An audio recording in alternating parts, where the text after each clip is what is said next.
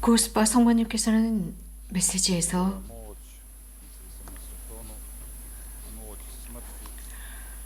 사탄의 힘, 죽음의 힘, 증오, 두려움의 힘이 세상을 방문하였다라고 하셨는데 성모님은 하지만 이런 말씀을 하십니다. 사랑하는 얘들아, 하느님과 기도로 되돌아오너라. 기도와 단식 절제로 되돌아오너라 라고 말씀하셨습니다. 이런 말씀은 계속 성모님께서 반복해 오신 것입니다. 우리 인간의 본성은 잊어버리고 잠들어버리는 특징이 있습니다. 그래서 무엇인가 좀 자극하는 게 필요합니다. 이것은 우리가 어떤 십자가나 어떤 문제, 어려움에 짓눌려 있을 때 나의 기도는 훨씬 더 심오해지고 훨씬 더 깊어지고 신실해집니다. 열렬해집니다. 우리들 각자가 그러지 않나 싶습니다. 그런데 모든 것이 다 잘 될 때 우리는 너무나 쉽게 하느님과 기도로부터 멀어집니다. 그러면서 아주 쉽게 모든 것을 다 잊어버리곤 하죠. 그렇기 때문에 우리는 기도해야 하는데 우리를 강하게 해주는 기도입니다. 그래서 그 기도가 하느님과 우리를 꼭 연결시켜 놓는 기도, 이 세상에서 길을 잃지 않도록 하는 기도입니다. 특별히 이 사순식이 교회는 이미 2000년 전부터 우리에게 하라고 하는 게 있습니다. 그것은 성모님께서도 당신의 메시지를 통해서 특별히 이곳에서 우리를 초대하시는데 단식하고 절제하라고 말씀하십니다. 저는 그런 기억이 납니다. 제가 처음 이곳 사제로서 메주거리를 방문했을 때입니다. 2000년입니다. 그때 슬라브코 신부님께서 아직 생존해 계셨는데 2000년 11월 24일 선종하십니다.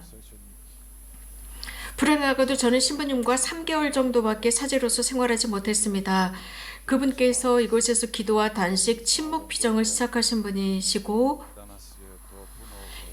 이것을 할 때는 아주 작은 소그룹으로 이런 피정을 하셨습니다. 그러나 지금은 다양한 언어권들이 이 단식 피정, 영적인 체험을 하기 위해서 이 피정에 참여합니다. 영적으로 침묵, 단식을 경험하기 위해서 참여합니다. 슬라브코 신부님께서 이 피정을 성모님의 메시지대로, 성모님의 초대대로 이 피정을 만드셨습니다. 그래서 슬라브코 신부님께서는 이곳에서 많은 것을 하셨고 우리들에게 유산으로 남겨주셨습니다. 슬라브코 신부님은 성모님의 가장 훌륭한 사도였습니다.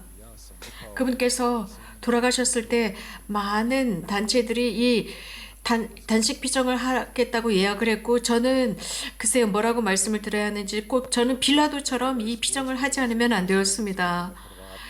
아무런 경험도 없었습니다. 그 당시에 이런 기억이 납니다. 크로아티아 그룹이었는데 40명 정도가 참여를 했습니다. 그때 어떤 자매가 단식 피정 이틀째 되는 날 저를 찾아와서 신부님 모든 뼈가 다 아픕니다. 머리에서부터 다리까지 다 아파서 저는 여기서 단식 피정하다 죽을 것 같아요 라고 했습니다.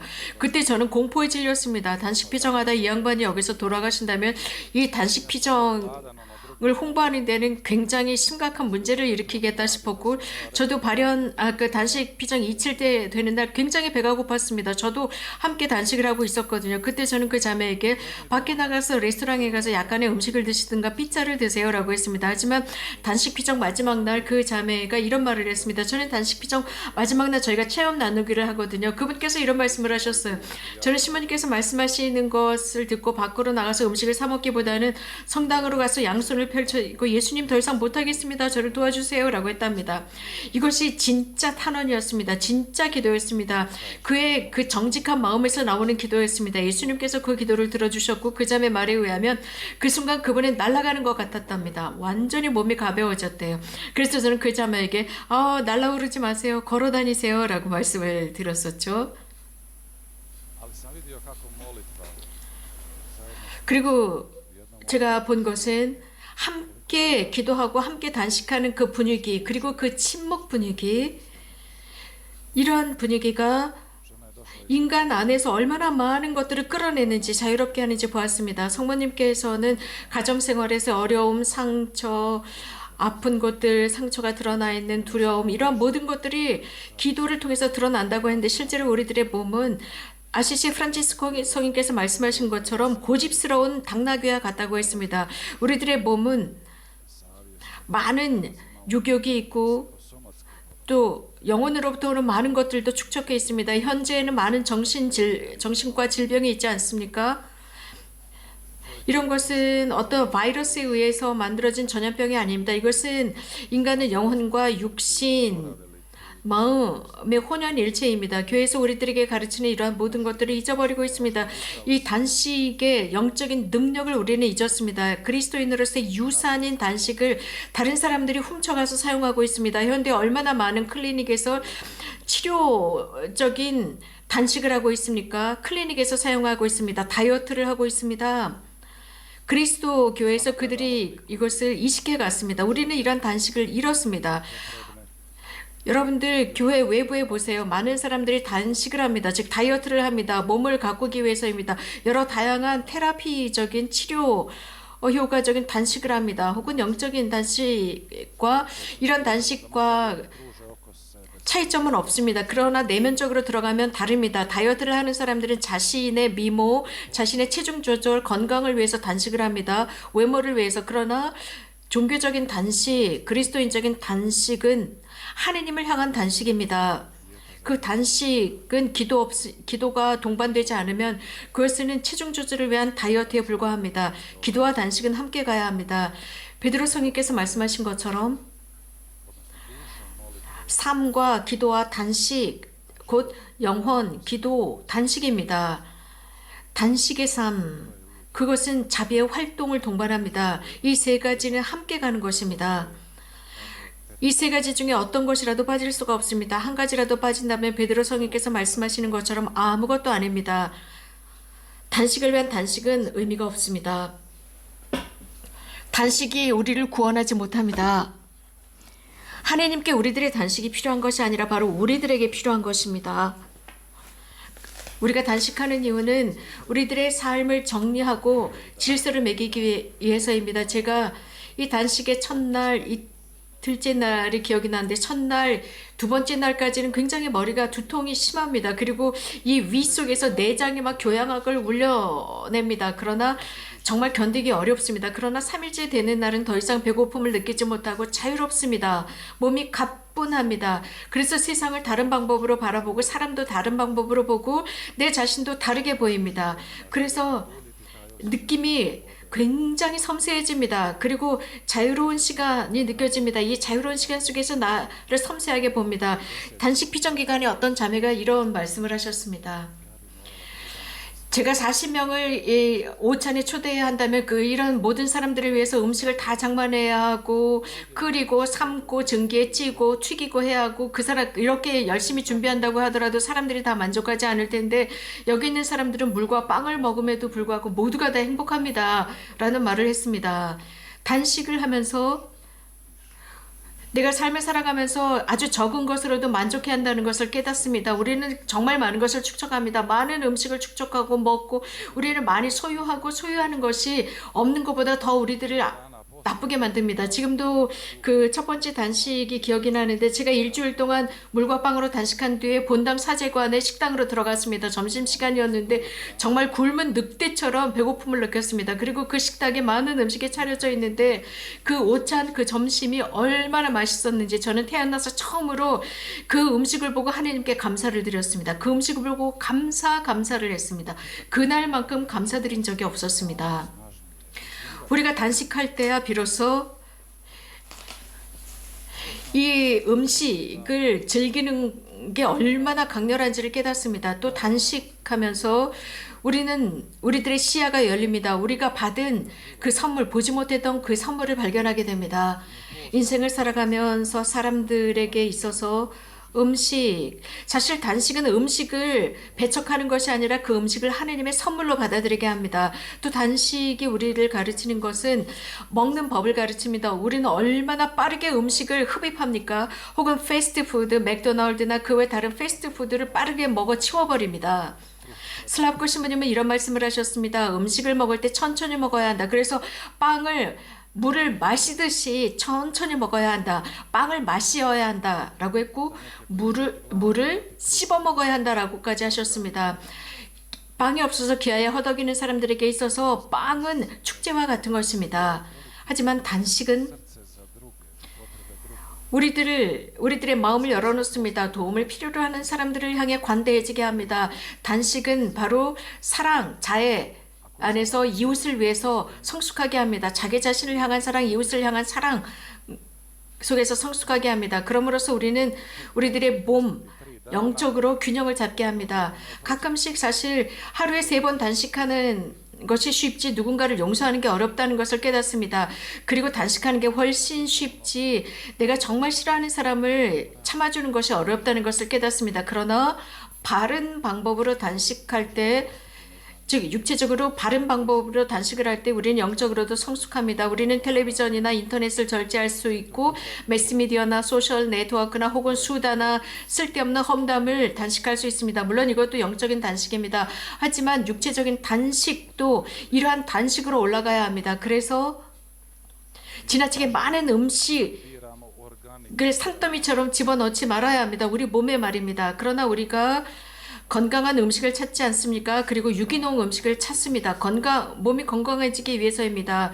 우리들의 몸에도 이렇게 건강한 음식이 필요하다면 우리들의 영혼도 마찬가지입니다. 우리가 읽고 보고 영화를 보고 이러한 모든 것들이 우리들의 영혼에 계속 축적됩니다. 그런데 우리들의 영혼은 바른 필터가 없습니다. 그래서 우리가 보고 듣고 읽고 한 모든 것들, 모든 인포메이션, 영화, 책 등등이 그대로 영혼에 축적됩니다. 필터가 필요합니다. 또 우리들의 생각도 마찬가지입니다. 그렇기 때문에 단식이 필요합니다. 단식은 분명 음식이 주는 그 쾌감을 잃게 만듭니다. 기쁨을 잃게 만들죠.